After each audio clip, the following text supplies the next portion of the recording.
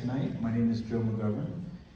Please join me in welcoming the terrific screenwriter, David Hemingson.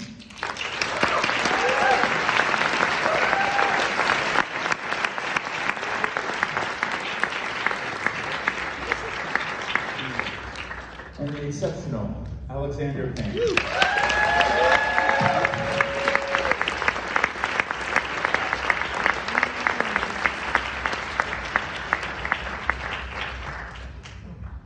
Buenas tardes a todos. Thank you so much for being here. Congratulations. Thanks a lot. These guys, I was overhearing the laughter when I was outside the theater. So I want to start by asking about this film as in a continuum with your career. It's a first in a couple of ways. It's the first time you've kind of gone back and done like a pure period film. You didn't write it yourself. You have the writer here, and it's not set in your native Nebraska. But what was it? I mean, there's a French movie from 1935 that you can tell us about that was, it's not based on the French film, but it was somewhat of a I stole the premise. Yeah. Yeah. Well, filmmakers are always looking for good premises. And about a dozen years ago, I saw a lesser-known film by a very known director, Marcel Pagnol. He made a film called Merluce, Hate. The fish hate, like what the guy smells like. And it has that same premise. The curmudgeonly, disliked teacher with wonky eye takes care of boys during Christmas break, boys who have nowhere to go, and has a special relationship with one of them. So that's in the first reel, and I actually don't even remember how the story goes after that, but I walked out of the movie thinking, I'd like to see another version of that movie. Yeah.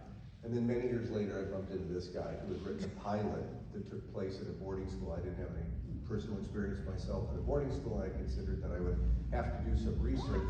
Fortunately, I didn't have to do it because I met him. So I called him up and I gave him the idea and said, would you consider writing something for me? We should mention your career in television as a writer, going back to, I think Just Shooting was one of your first. Yeah, before I actually started out a show called The Adventures of Pete and Pete at Nickelodeon. Pete fans out there? It's a great show. But yeah, no, I was an attorney and I chucked that and became a writer, and that's a long, circuitous career to being this cinematic genius there. So I was very lucky. So the pilot was set in what, 1980? So 1980, yeah, at the school that I went to, that one was about 90% autobiographical. It was based on, my life. My dad was a teacher there. My parents were estranged. My mom kind of sent me there. We're a lower middle class family. My mom was a nurse. Sent me there to kind of get to know my father after years of never seeing him. My uncle was this curmudgeonly World War II vet who said things like, "Kid, for most folks, life's like a hen house lat, or shitty and short." And so I was raised by this sort of like guy who fought on Saipan, who was a real hard ass, and I went to this school. And so I had sort of this matrix, this emotional matrix in my head, and I had the world, which I knew like the back of my hand, because I lived there, it was a day school, but I virtually lived there for 6 years. So, and that's the pilot. Alexander, it was called Stonehaven, and Alexander read that, and thank God he called me up. Did that pilot, because I remember liking it, but I don't remember the details. Mm-hmm. Did it also have influence from your Uncle Earl? Huge influence. Oh, wow. Yeah, my Uncle Earl basically, Kenny Roca Hale, he died at 95 about 7 years ago. He basically is the prototype for Paul, so many of those aphorisms, sex is 99% friction, 1% goodwill. Wake up, That's a good one. Yeah. So I was raised by this sort of guy with capacity for rote profanity, fantastic kind of hard ass who just sort of stepped into the void for me as an adolescent and saved my life. And that's sort of what I base Paul on. I was going to ask this much later, but I'm going to ask it right now. Where did penis cancer begin? I'm a comedy writer, man. That was yours. That's mine. Yeah, penis cancer is more mine. Thank you, appreciate that. Soon to evolve, right? Just call it out. You just mentioned that the main character's name is Paul, and that's not an accident as well, because I know that from the very earliest conversations, you wanted Paul Giamatti to play Paul. Yeah. Yes, Yeah. yes.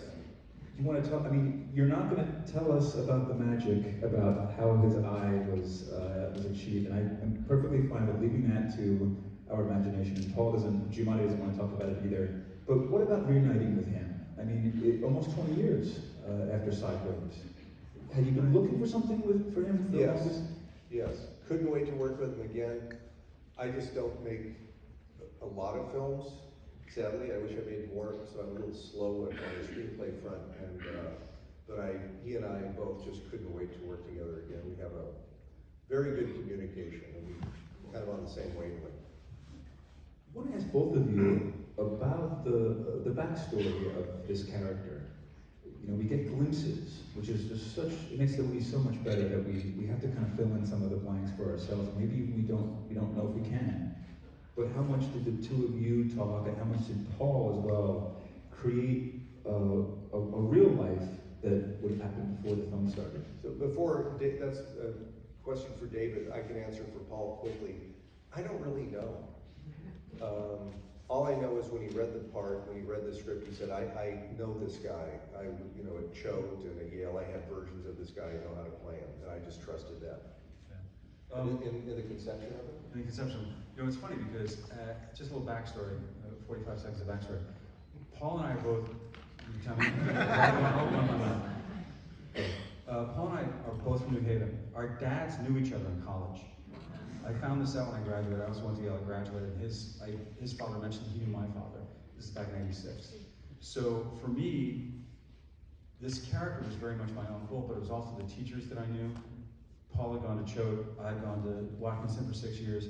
So the conception of Paul was sort of like, and in his backstory, when he communicates his backstory, that choice was a choice that I sort of actually learned a lot watching Alexander's movies in terms of like, how do you manage exposition? How does a character reveal himself? Well, you want a character to reveal himself in crisis, so I made two very conscious choices as regards Paul's backstory and his communication of his backstory, which is, I find that people share a shameful secret, they tend to open up to each other. So when Angus first lies about how he dislocates his shoulder and says, no, we were at Swans Pond playing hockey, and Dad, I don't want her dragging me to court again. Well, he's complicit in that lie. He decides to be complicit. And that gives them an excuse to talk to each other. So we get a sliver of his backstory there, Angus's backstory. And then when Paul lies to Hugh Cavanaugh, and Angus calls him on it, then he tells us about Harvard and hitting the guy with a car and everything else. So the choice to sort of lead out the backstory, I try to get as much emotional integrity to that as possible, in that people don't volunteer shameful secrets unless you share something with them that gives you permission to talk about it. You give each other permission to talk about it. So I made a very conscious choice to try to choose moments throughout the screenplay and create kind of crisis moments in which the characters would, in an organic way, talk about their truth. And that goes to Angus's monologue about he used to be great, he used to be my dad. I mean, you can only get to that if you earn it. Yeah, it was more than 45 seconds. So. Yeah, it was very good. I get scared of dialogue like that, though. I'm always afraid, like when you see plays, and then the climax is some revelation of a secret and everything. So I appreciated the way you did it. Thank you. No, you just try to earn it. You just try to earn it, as much as you can, and have it be emotionally true, and break your own heart as much as you can, because a lot of it's my own emotional anxiety that when I was a kid, I just kind of put it in there. Yeah. Well, do you and Paul have a shorthand? I mean, is it like? It's almost so short it doesn't exist.